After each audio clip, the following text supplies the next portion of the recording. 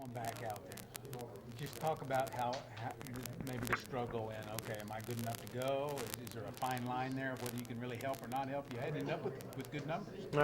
I knew that, I was going to go out there and try to compete, whether they thought I could or not, I was going to go out there and try to compete. So, I mean, in my mind, I felt I was fine enough to go, do whatever I could, make my couple.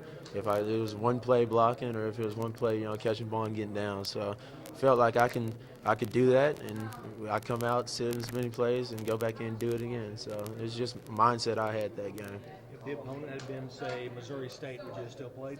I sure would have. I mean, it's like I said, it's not so much as OU as what we're trying to go. We have bigger goals than just the Bedlam game that would have took us maybe to a Big 12 championship and anything from there. So it's more of the goals we have at hand and not so much the game. They didn't offer you any chip on your shoulder because of that? Not at all. A lot of schools didn't offer me. Sure. So I mean, it's not that big a deal so much that, hey, they didn't offer me, I'm going to stick it to them. It's, like I said, it's just another game. We're just going to have to go out there and play. Probably Ardmore didn't offer, but Plainview did. Yeah, I mean, you could have made that up with any school, so, I mean, it's not that big of a deal.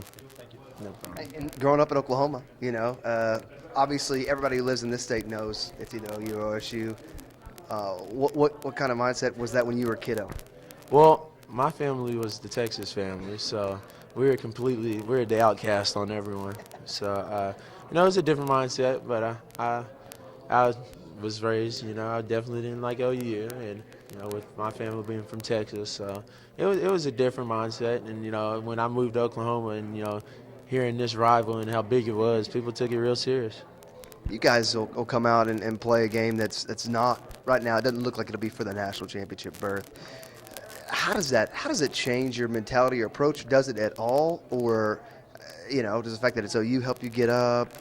I don't think it changes at all. I mean, we got some very big competitors on our team, people that like to go out and compete. And I don't think any team that was out there, I mean, whether it was OU or someone else, I mean, we're going to go out there and compete. We know what goals we have at hand, and we know how important this game is for us. Who keeps you on that path? Who keeps you guys focused that way? I mean, after a loss, you think that, man, people can get down, people can feel like some goals are taken away. I think it's, the seniors and the leaders on this team. I mean, they're the first ones that kind of said, hey, you got to put it behind you, things of that sort. And, Coach Gundy's also the same way. Yeah, even when we were winning games, he was like, hey, you got to put that in pass. No one cares what you did last week, things of that sort. And he said the same thing last week. He said, although we lost, it's just like a win. You got to put it in pass, forget about it, and go on.